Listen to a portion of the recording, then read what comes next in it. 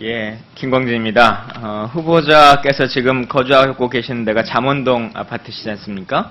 예, 그렇습니다. 예. 그 아파트와 관련해서 다운 계약서 의혹이 계속 제기돼 왔고 실제적으로 뭐 사실로 나오고 있는데요. 아시는 것처럼 구입하신 가격은 4억 3,700만 원으로 되어 있는데 서초구청에 신고하신 거는 3억 3천만 원으로 되어 있습니다.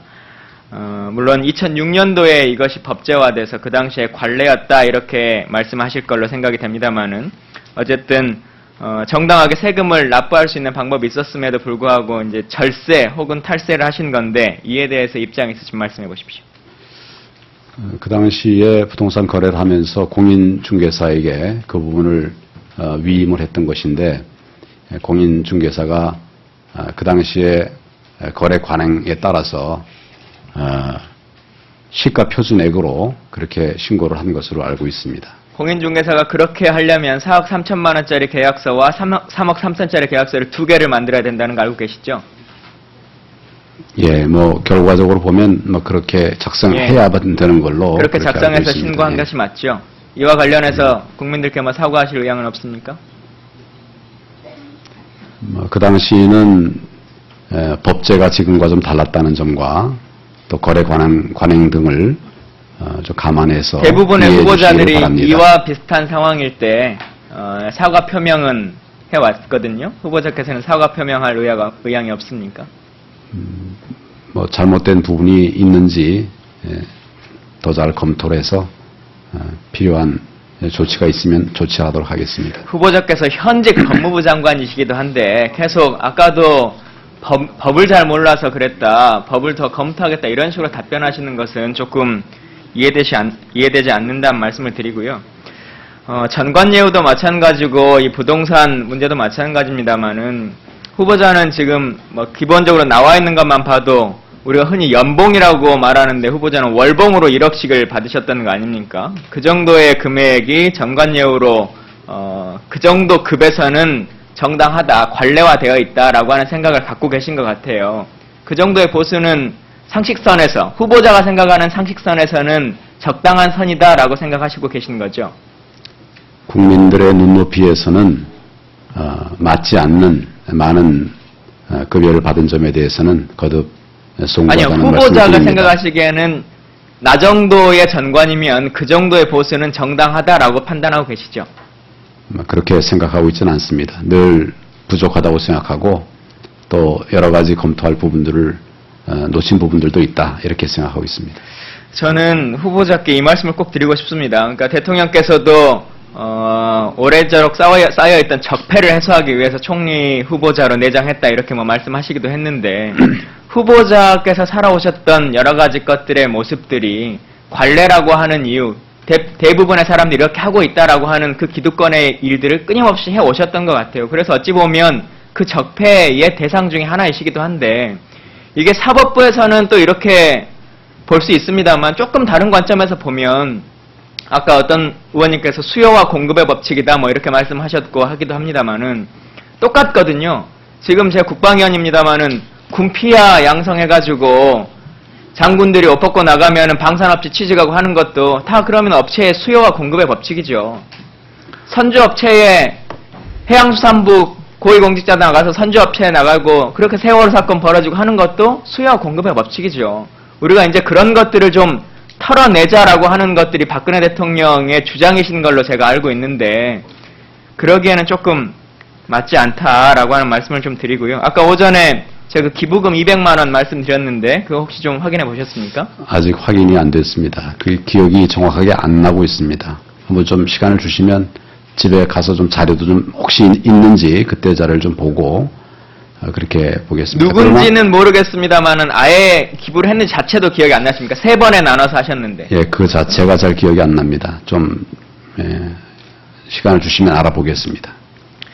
지금 계속 마찬가지입니다만은 제출할 수 있는 자료들도 주지 않고 계시고 지금 총리 후보자께서 말씀하신 것처럼 이 기부금 내역 이런 것들도 정치자금 기부금 이게 일반적으로 어떤 단체에 낸 것도 아니고 특정 정치인에게 낸 건데 전혀 기억이 나지 않는다. 이후에 생각나면 답을 주겠다 하면 또 내일이나 주시겠죠. 그러면 전혀 검증할 수 있는 시간을 뺏는 것인데 이런 게 어떤 문제냐면 국민들께는 이후에라도 자료를 제출했다 이렇게 말할 수는 있겠습니다만은 실제적으로 이 청문회라고 하는 것이 우리 우원식 간사가 말씀하신 것처럼 낙마나 이런 것만이 목적이 아닙니다. 국민들 앞에 검증을 해야 되는데 검증할 수 있는 시간을 지금 일부러 고의적으로 뺏는 것이거든요. 예를 들면 자제분의 병적기록표 이거 충분히 제출할 수 있는 거였습니다. 지금도 위원장님 한 말씀 하시니까 바로 온 거 아닙니까? 근데 이걸 왜 미리 받아야 하느냐. 아드님 같은 경우도 아까 후보자 말씀하신 것처럼 본인은 불우한 가정에서 그렇게 경제력 있고 빽 있는 가정이 아니었다 말씀하셨지만 후보자의 자제분은 어쨌든 빽 있는 집에서 지금 군생활을 하셨던 시기인데 그러면 육군 병장으로 사실은 전역하셨으니까 별 문제될 게 없어요.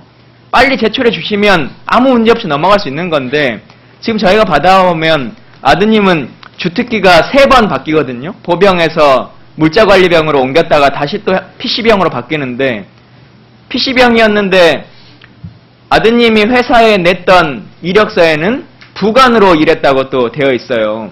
그러면 이런 것들이 일반적인 상황은 아니기 때문에 저희가 검증을 해볼 수 있는 시간이라고 하는 것이 필요한데 계속적으로 이렇게 시간을 잡아먹기 위한 방식을 고의적으로 쓰시는 건지 아니면 정말 모르시는 건지 모르겠습니다만은 제가 생각하기에는 충분히 줄 수 있는 자료들도 고의적으로 시간을 지연하고 계신다라고 하는 말씀을 좀 드리고요. 제발 좀 그러지 않으셨으면 좋겠다는 말씀을 드립니다.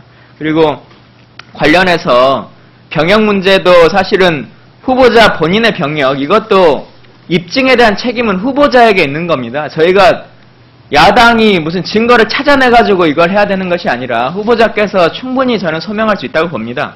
말씀하신 것처럼 지극히 개인적인 뭐 건강상의 사유나 이런 것이기 때문에 공개적으로 어떻게 말할 수 없다면 뭐 비공개나 어떤 자리를 통해서 충분히 소명할 수 있는 거거든요. 예를 들면 건보공단이 그러니까 병원 기록은 10년 지났기 때문에 없습니다. 그건 저희도 이해합니다. 그 자체를 제공할 수는 없겠죠. 그러나 건보공단에서는 이분이 건보료를 사용했기 때문에 뭐 피부과에서 지출했는지 뭐 약국에서 했는지 어떤 병원에서 했는지에 대한 기본적인 사항이 나오죠.